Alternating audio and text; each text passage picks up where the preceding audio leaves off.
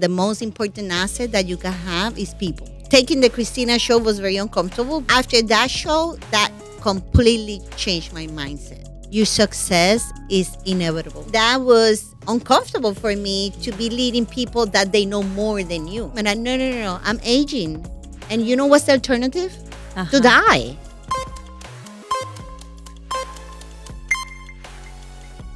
Welcome again to one more show, one more episode of I Got an Accent, So What? And today's going to be a treat for you guys.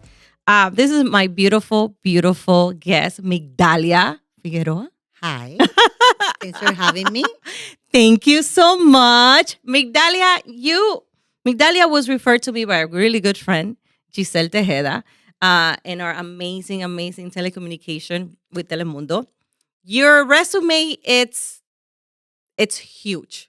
I'm old. No, not because of that, but I kept looking at each, of your in LinkedIn. Sorry, I was talking to you. I'm like, oh my God, this. And I'm not gonna lie to you, I did got a little bit like nervous. I'm like, oh my God, Lele, this is a huge deal for me as a female, as a woman, Latina, especially in the telecommunication world, Not only that, she's the president and GM for Telemundo, for Orlando. Exactly. It's huge what you guys do, the communication and news and everything to our Hispanic and our amazing Latino community. But before that, you're being in journalism, New York. From New York, you went to Miami, and one of my biggest things that I saw that I was like, oh my God, is the Show de Cristina. You're a producer for Show de Cristina. And I'm going to tell for my English-speaking guests and amazing fans, the Show de Cristina is like the Oprah. It's the Latinos Oprah, of the whole entire here for our immigrants. And I grew up with Cristina watching religiously. I remember it was 3 p.m. or 4 p.m. the show in Miami. And I was watching everything of the guests. And what an honor to have you, Migdalia. No, really. It's an honor to be here. Thanks for your kind words. But honestly, this is the environment that I prefer. I prefer to be with people in platforms that I know that they have a real purpose. Awesome. And when Giselle talked to me about you and your podcast, only by hearing the name, I already knew that you had a real purpose, and I would want to be able to collaborate with that. So, love that. Thank you again. As soon as you hit that email and you say, I love it, all that, it was like I was so happy and joyful. Because seeing a woman that made it in this country as a Latina, it takes a pride in all of us. It takes a pride, me in the entrepreneur side, and see that communication in that world that you move in. So many people that look up to everything that was created. It's truly an honor, not only to be a female, in that industry. It's even more and more gratifying for all of us that are watching. I have a lot of questions for you. I promise I'm gonna be as patient as I can, as my producer say. Gee, I know how happy you are and joyful and nervous, because I don't want to leave anything out, and I don't think our people don't. We want to know who Migdalia is and what was your journey. Tell me. Gosh, let's begin by saying I'm a small town girl. I grew up in a small town in Southeast in Puerto Rico. I'm the first one in my family that went to college. Well, that's not accurate. My older brother went to college, but he didn't graduate. So I'm the first person that graduated from college in my family. All I wanted, and my big dream was that I did not want to go back to my small town to work at the factories. The factories in my small town are a thing of the past, but in the 80s and the 70s and the 90s, factories were a big deal in Puerto Rico. So I just knew that I wanted to be able to have a career. Because I didn't grow up around role models, professional role models, I did not know, and I don't have this specific skill. Eventually I realized it was leadership, but that was not that tangible back then. when I went to college, I wasn't sure what I wanted. So I ended up doing communications just because somebody asked me, maybe this is something that you should do. I followed the advice and I went to the communication school. And I ended up working on TV also. By coincidence, I really, at that moment, then I thought I could do print, that I could write. I think I'm a good storyteller. But I did my internship in a TV newsroom and I stayed forever. And honestly, I started having bigger dreams eventually, but I didn't begin my career with this big dream. I just wanted to be able to have a career and to be a professional. Mhm. I did get pregnant at 24, my first year in New York as an immigrant, and I decided to be a single mother. Okay. So I think that changed my entire life because at that moment I was making $28,000 in New York, Hmm. become a single mother. I could not count with family to bail me out because they just didn't have it. And I think that became my gasoline, my energy. So like this guy's gonna go to school, this guy's gonna go to college. I'm gonna pay for this guy's college. And that became the thing that moved me, the energy that kept me going and say, okay, I got here and I wanna go to the next one and next one. I always been bossy. So I knew that in some way I wanted to be in a management role. Eventually I did change the word management for leadership role. But it has all been organic. But my only real passion at the beginning was just like, this guy is going to be in a good place. By the time he goes to college, I need to be successful and I need to be able to support him. That was the gasoline. So you asked me who's Migdalia? I think Migdalia is a human that understands that we are on the construction until the end. I'm in no form, way, or shape perfect. I was having a conversation with an HR leader friend this morning, and I was telling her, I know that when I left this station, I left you with this problem. But the good part is that I have learned that I cannot do that again, that my new ways are these ways. And I was just specifically talking about people that I used to hire because they were the greatest at what they do. And I didn't care that much about if they were good team players or good citizens. And I think eventually I learned the lesson. And now I would not hire you unless you can be a team player, leave the values of the company, and bring good values, your own values to the table. But I'm that person, the person that continues to evolve and that I know that we need to continue evolving until the end. Wow. That was handful. That was a handful. I'm trying to which way? 'Cause it's you said two really good things that sent to me, and it's what became your priority. A small, small town, big vision. What do I go? I know there's more for me. You say coincidence, but I sometimes don't believe in coincidence. I think there was things, destined for Migdalia that needed to do. And now we see it now, which somebody like me can get inspired into even pushing myself even, farther. Having your son at 24 and saying, single mom, that is your gasoline, you said right there then. Push him through college. At the same time, I'm sure you did yourself as well because you said you had something. That's why sometimes I say that even leadership, you do have to have your traits. You have that by nature, but feeding those traits takes you into that leadership position that I think doesn't matter whether it's selling ice cream or whatever. When you're a leader, you're a leader. 100%. 100%. And I love that you mentioned traits because for me, that has been a big deal, how to get there. I didn't know for many years that I needed to sit down, evaluate myself, and come up with my own values and traits and make sure that there were values that I could really live through them.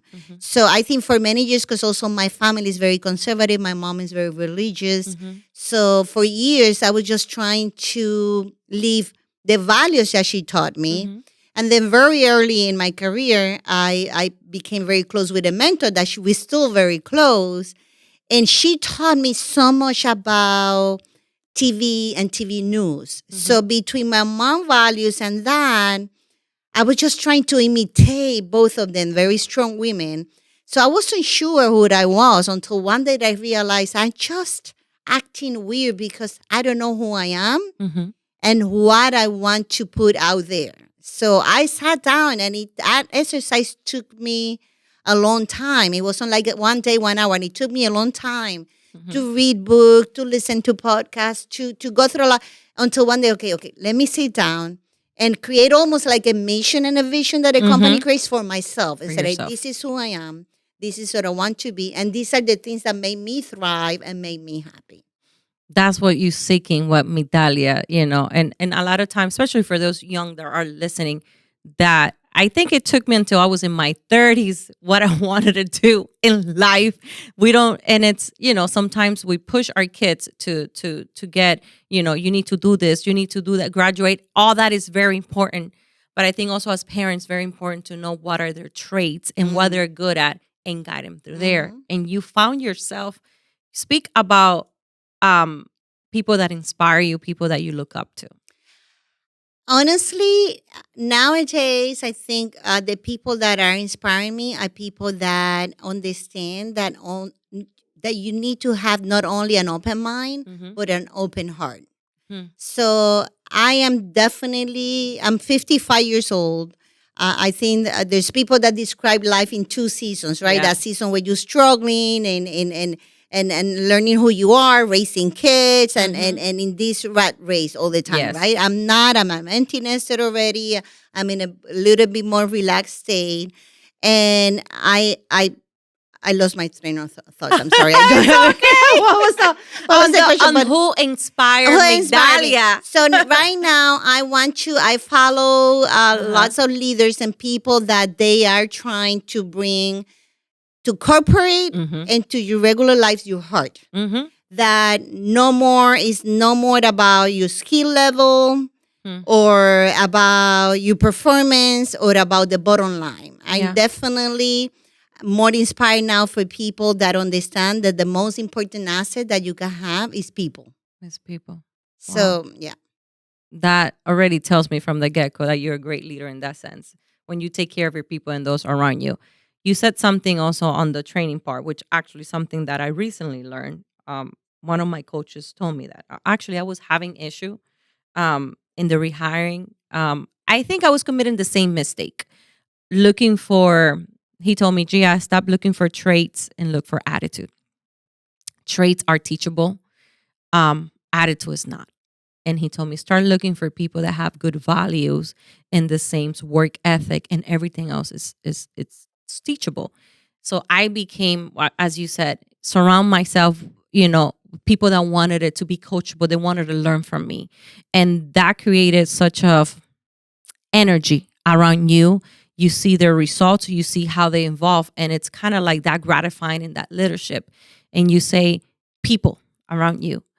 Collaboration is one of the main things, actually, for me in my mind, and lately for you guys that hear also Jeremy podcast 200%. We talked about it. We did a mutual collaboration in that sense, and in that collaboration is the next currency. When we learn how to listen to each other, when we learn how to share each other's heart and being vulnerable, big things come out of that. And that is the main thing of this show: learning from each other and sharing life experiences, because as you said, what you learn, you have to learn with life. Unfortunately, a golpetazo, how we say it. Yeah. But that's the best life, life teacher or coach. People around you, people that represent your vision on your corporate, because I know you're more in the corporate side of it and more in the communication side of it. Do you look into the Latinos? Do you look on what do they represent on the company's vision and mission? How do that relate today's day with everything that you're being exposed? Because I want to know also the transition from New York to Miami, because that's when as I see here, that's when it kind of like boom. Yeah, definitely. So I want to work and hire with people that they just want to be successful, but they want to see everybody else succeed. I definitely, I don't want to have individual contributors anymore. I want to have people that can work good as a community. And honestly, what we do is a big deal. And I think for many years, I also forgot that. I think for many years, I got into the race of ratings and being the best and winning. And I love winning. Don't get me wrong. And I want to continue to win. But more than anything, I think I want to hire people that want to make a difference in the community. One thing that I can share with you, I was 28 years in Miami, and I loved it. South Florida was very kind to me. But South Florida has a very mature Hispanic community. So moving to Orlando has shaken me to my core again because it's a growing community. And I see a lot of needs and that we need more power and that we need to understand our power and our possibilities. So being here and being able to contribute through content or through community events is making me feel so happy. Wow. So I look around my team and I want to make sure that they feel that they understand we're not here to look ourselves on TV and look pretty or to edit a video or do audio because that excites me. Yes, that's part of it. But I want you to understand that what you do makes a difference.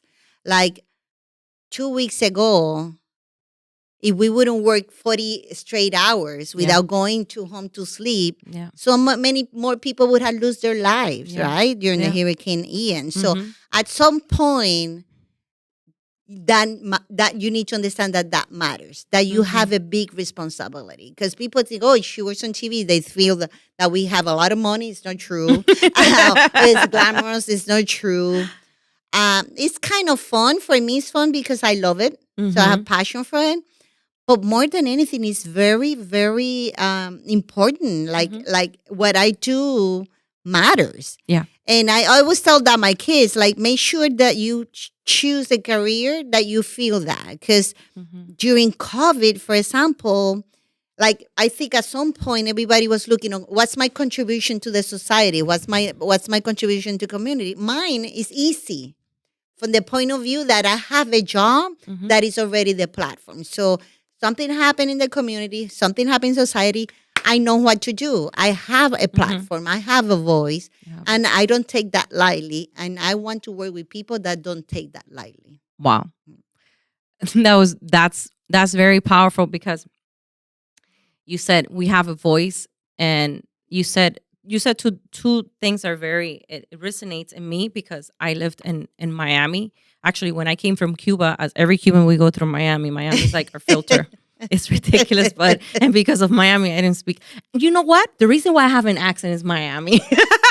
Maybe me too. I was in Miami until I was 14 years old, and I did not learn any English in 6 years in Miami. When I came to learn English was when my parents moved to Chicago, Illinois, and in 1 year I learned English, and then I come to Orlando. So that's all I know. But you said something how mature the Latino community in Miami is. It is. And one thing that I admire is the pride. Yes. Orlando is more vulnerable because we have, and I don't know if some of you guys have now, but we do have in some type of shape or form have experienced some type of racism or tried to put us down because we're Hispanic. Orlando is growing. It's growing not only in the migration side of so many people coming from Venezuela, from Puerto Rico, from California, from New York, and everybody wants something from Orlando now and something to be proud of. But you said being a voice in Orlando is such a duty that you have, and now I know that we're going to be fine because such a woman empowered to communicate and relate to a community the needs that we need, the changes that we need to do. The only way that we can be proud is having that. And you guys are that big vocero, like that big voice, altavoz, to communicate that to our people, how to be proud of who we are and that we bring un matiz that our community need. That is diversity, that is color, that is flavor, that is needed for this country. That is, it was brought up in so many different culture in that sense. Miami, and I have this story that I have a friend of mine that went to Miami for the first time. Actually, he was Cubano, parents Puerto Riqueño y Colombiano, but he knew more English than Spanish.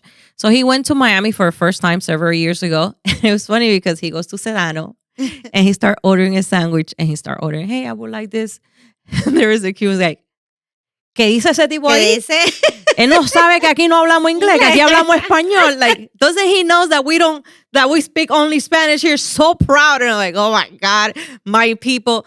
But that is the pride in that, what you said, the difference in that old Hispanic generation in this new community, that I know we're going to be fine having that voice and that communicating, port to all those homes.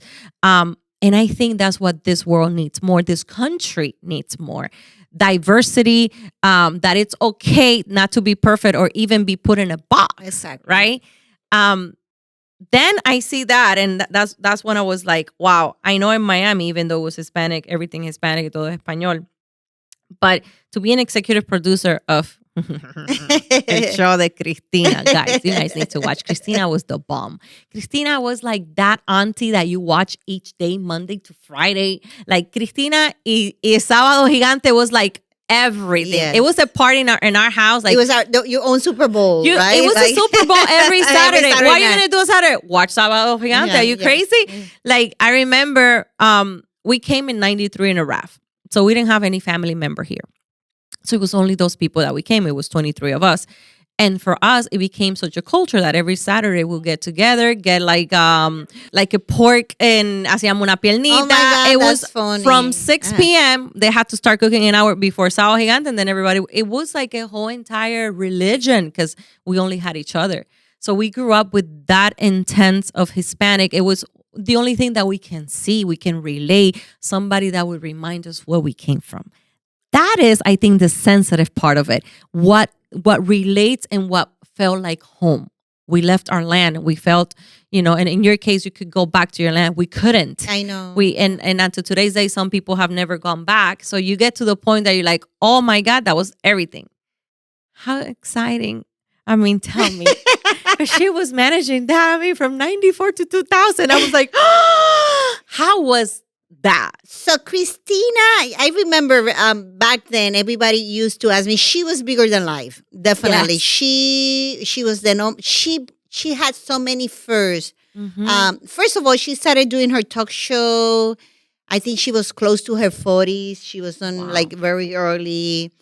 I think she came from print. She was from the magazine world, and she was just herself all the time. I think when we talk now so much about authenticity, we didn't talk about that back then. Yeah. But she instinctively knew it. Like people say, like, how is she? Say, like, that person that you've seen on TV, that's her. If you watch her show, you know her the same way I know her, because she was just herself all the time. I've been on TV for 30 plus years, and the people that are relatable are those that they're just bring their own personality to the cameras, right? So she was a force of nature. I think, honestly, I'm going to be totally honest with you. Hopefully, she does not Listen to us. get offended. But honestly, I took the job because she reached out. She offered me the job. Wow. I was a news person. I am a news person at heart. So I had not really real interest on the genre, the talk show genre and the topics. But when she reached out and she convinced me, the vision that I had, that I decided to take the job, was about leadership. So like, okay, this woman is leading the Spanish TV. She's making a difference. So what is it that I can learn from her? So I'm going to take the job just to learn from her attitudes and value and all that. And you know what? What I learned was a very simple lesson. She believes in herself, and she does not take no for an answer. Wow. One morning, she would not. I was the producer that took the show from daily to weekly. So I never worked in the the daily show. So I took the show. They were canceling the Monday through Friday, so we had a primetime show Monday night. So we wouldn't have to talk over the weekends and all that. So, but one Sunday morning, she calls me. And she says, "Did you see what happened last night?" I said, "What happened last night? I don't know what you're talking about." So J-Lo and Marc Anthony had a secret wedding. So, oh yeah, I saw that. And she said, I would like to tape a show this week with J-Lo's ex partners. I'm not the kind of person, never was the kind of person that I'm going to say no right away. I always going to try, and I'm going to give you the impression that I'm going to try. I'm not going to say, are you crazy? But in my head, I was just thinking, is she crazy? And I, okay, I'll try. So I immediately called two producers. One was my best friend at some point. Unfortunately, he passed in 2016. And the other one is the EP of the Gloria Stefan and the Stefan's Red Table show. He was one of my producers back then. I called Rick and Reggie, and I said, Cristina wants this. And they were like me. So like, okay, so let's just try it. Of course. We taped the show on Thursday with Ohani, Chris, her second husband, 2 or 3 people, 2 or 3 former lovers or partners, and Extra Access Hollywood. Everybody was requesting to be in the studio with us. So the story that all the entertainment from the general market wanted, Cristina was that one. And honestly, honest to God, I would not think like that until that moment. And so the big dogs are going to go after this, so I'm not going to waste my time. Of course. After that show, that completely changed my mindset. Wow. Because it's like, and so now every time I see something big, it's like, let's go after it. And honestly, maybe 70-80% of the time I don't get it. But there's this 20% that is worth of the time that is going to be a home run. Wow. And now I always try. And my teams, I always say like, hey, let's just call the president. Let's just call, like, I remember being in Miami leading the NBC station when one of these hurricanes, Dorian or one of these, or Irma, and all of a sudden I look up and we have the vice president of this country on our air in a continuous coverage talking to our audience. Wow. Because the culture of that place was like, let's go after the big dogs all the time. Wow. But I wasn't like that before I met Cristina. You can say that's a life lesson? Yeah, it is. It is. To always not even taking a no for an answer. Don't take no for an answer, and dream big. Dream big. On that same not Subway, you say? I was going to mess it up. Not Subway.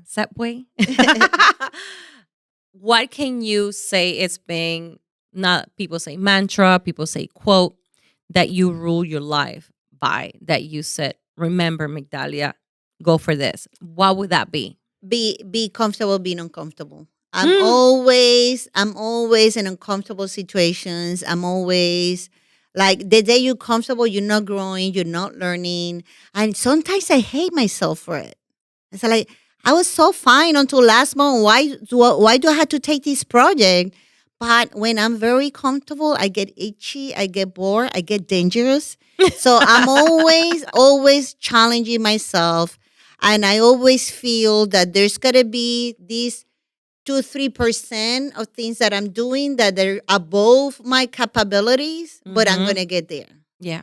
Like when I work out, like if I'm going to do some curls, I don't do curls with 20 pounds because it's going to be too heavy for me and I'm going to fail.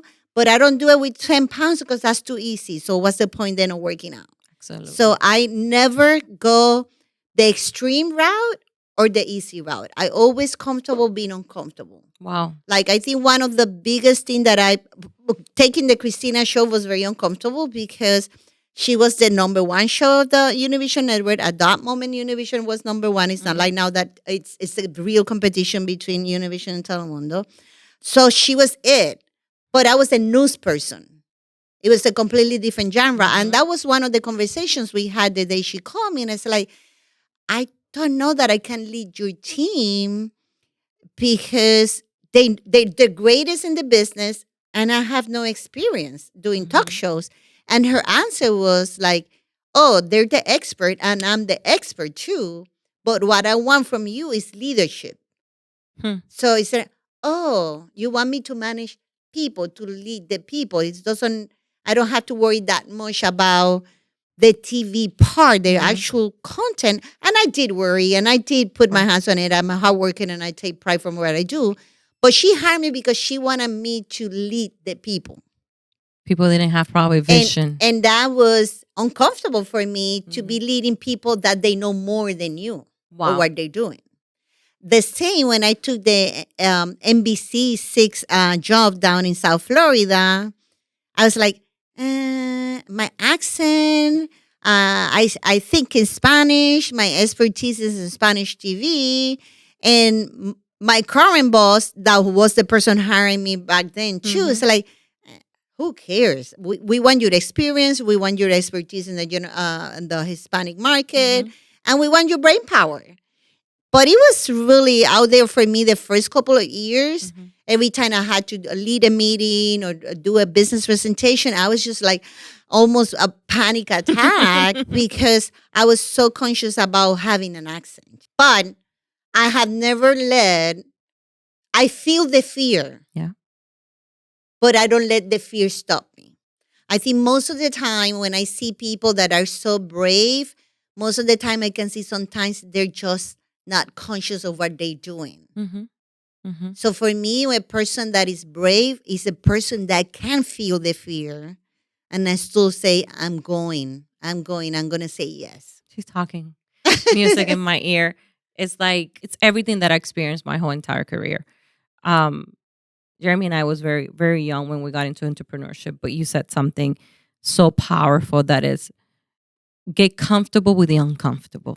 You know, it's easy to say, but when you're uncomfortable, you start developing traits, you start developing survivorship. Like having you see all these survivorship movies, like all these people bring this heroic, power out of it is because the human body and the human mind, we're so adaptable and we do whatever it is to be adaptable with whatever situation. And that's my whole entire, like you were talking to me, hey, you want to be my coach? I love that. She was talking everything that, me and my husband are always in that same thing. And a lot of people, it takes a while for them to understand this because they're like, you guys are too positive. Or why you guys work so hard?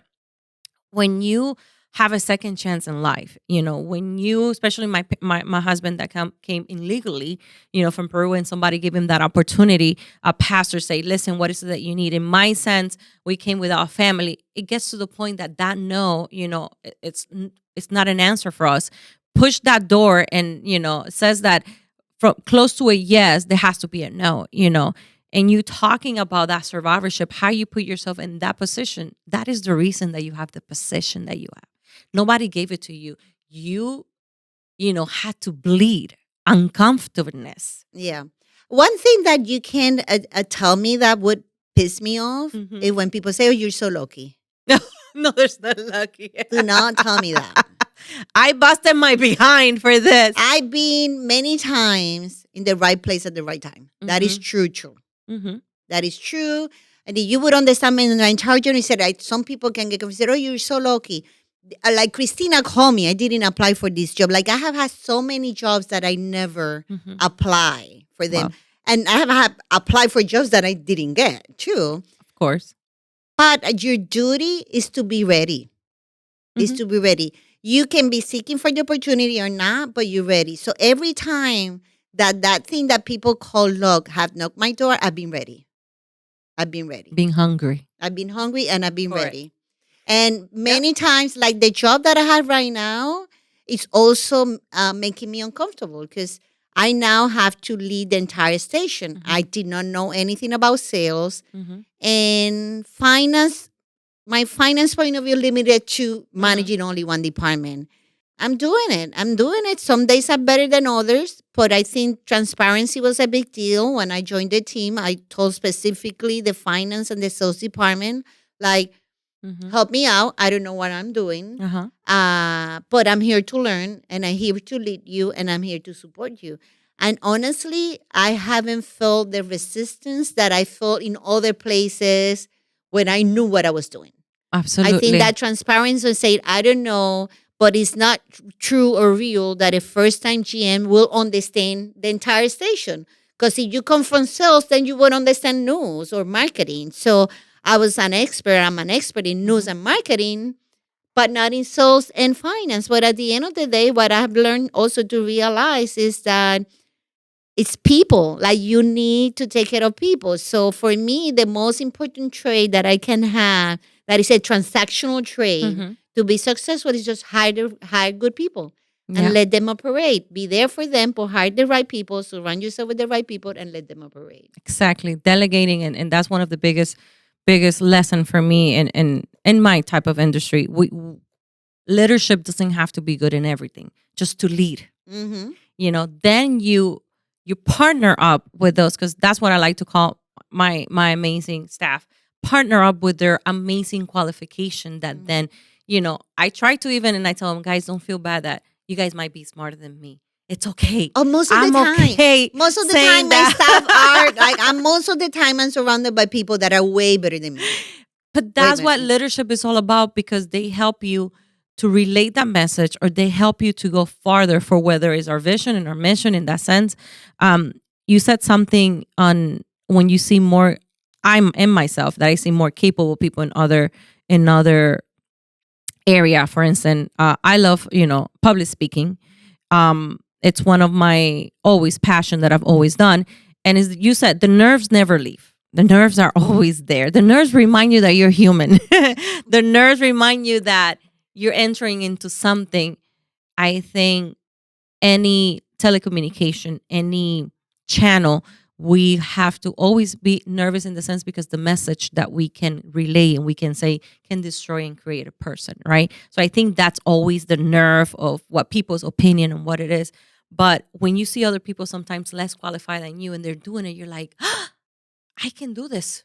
That's when I start being, not leaving the fear, but shutting down that voice. Mm-hmm. Okay, Gia, that's why Christina's, anecdota relates so much. Like, I am in the right path. I'm not perfect, but we're doing it in that way. One question that I like asking everybody that comes is the younger Migdalia. What would you have to say if you see her right in front of you? Yeah, I would say, and it's something that I tell my older son, and I will eventually tell my youngest son too. Your success is inevitable. Mm-hmm. You're going to be successful. So do not attach anxiety to everything that you're doing. Why I think my success is inevitable? Because I work hard. I have a good attitude. I bring good, authentic values to the table, and I care. Mm-hmm. So it's impossible not to be successful. The level of that success is depend of your dreams, opportunities. There's some things that will come outside and other factors that would impact that. But it's impossible for you and me not to be successful. It's impossible. For us not to be successful is like it gotta be a award and like we need to be in jail, and we probably will lead the jail or whatever place we got. It's impossible because we do have the right attitude. So I wish I could tell myself that, so anxiety wouldn't be part of the process. Shut it down. Because there was like I feel so comfortable and so happy now. It's like too bad that I went through all those years going to be like this instead of like this. Life teaches that. That's why that Aging is a beautiful process, by the way. I am learning. That is my new mantra, because I remember when I used to read things about older women say, oh, wait until you get to this age, everything makes sense, you feel comfortable in your own skin. And I used to think, oh my God, older ladies, they like to believe their own BS. It is true. It is so true. Oh my God. It's just, I'm so comfortable. I'm so happy. I'm so like, honestly, I think my husband's going to hate me probably. But sometimes I look at my husband and I feel bad for my ex-husband.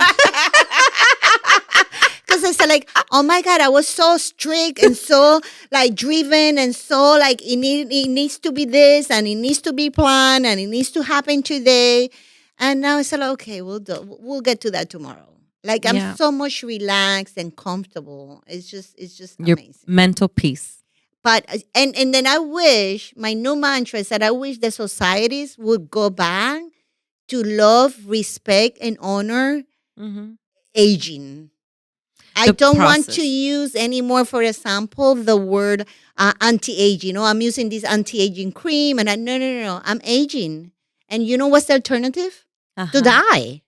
I don't want to die. I want to be alive. That's another topic, guys. Write it down. So I stopped coloring my hair.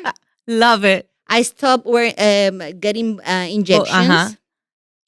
I found out today that I need hearing aids.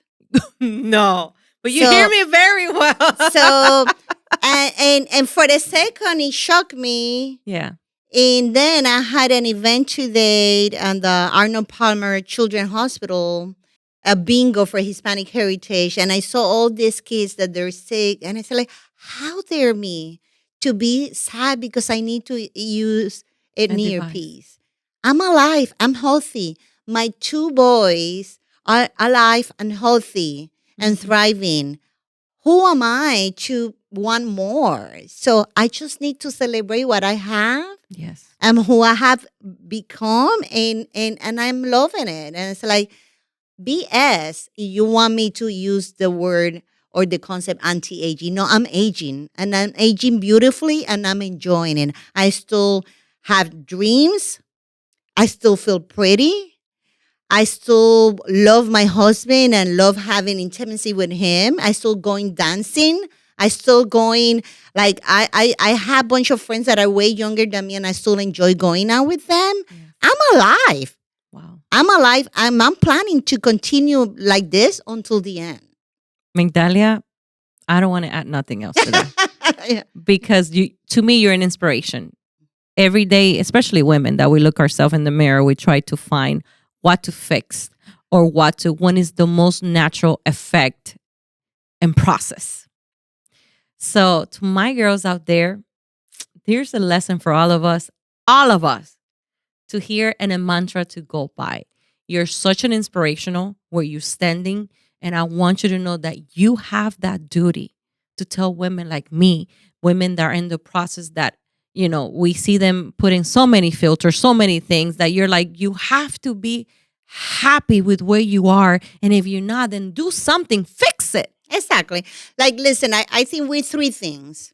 We are mind, soul, and body. And every single day, I pay attention to the 3. I get up in the morning, listen to 2 or 3 guided meditations, short Mhm. ones, because I have ADD, so I can really go into a long one or try to do it on my own. So I listen to a couple of podcasts that are Mhm. motivational, inspirational, like the Daily Stoic or the Daily Mhm. Mastery. And then I go into working out. I work out every single day. If I don't work out, it's a very special day. I work out every single day. And then after that, I go read my news, so journaling, and I read something about business, Mhm. about my business. And by the time I get into the car by 8:30 or 8:45, I know I already center my equilibrium, which is my mind, my soul, and my body. And we need to take care of everything that we The are. 3. Like when you are working out all the time, dieting, but you're not taking care of your heart or your mind, you're not going to be thriving. You're wasting. Or if you are only loving and loving God but you're not taking care of your body or you're not feeding your mind, you're not going to be thriving. And when the Absolutely. only thing that you do is study and learn new things, you're not going to thrive because you're not taking care of your body and probably your soul. So we have 3 duties: take care of your body, take care of your mind, and take care of your soul. Wow. You guys got that? It's been a treat. Thank you so much for this opportunity to learn from somebody, so much. And to kind of making me feel that I'm not doing nothing wrong either. No, Except you're I need not. to, maybe need to hit it more. I mean, I work out every day, but in the sense that you said, how to center in the sense of your mind, feeding that mind, and obviously to different, my older is 13 and the little one is 4 years old. So mommy duties, it's completely different. We're in a completely It's different stages of life. But still, a lot of time we put those excuses where you can be taking your kids to school and listening to a podcast that's going to help you deal with today's anxiety or whatever, whether it's business, whatever you can do in the community, there's no excuse.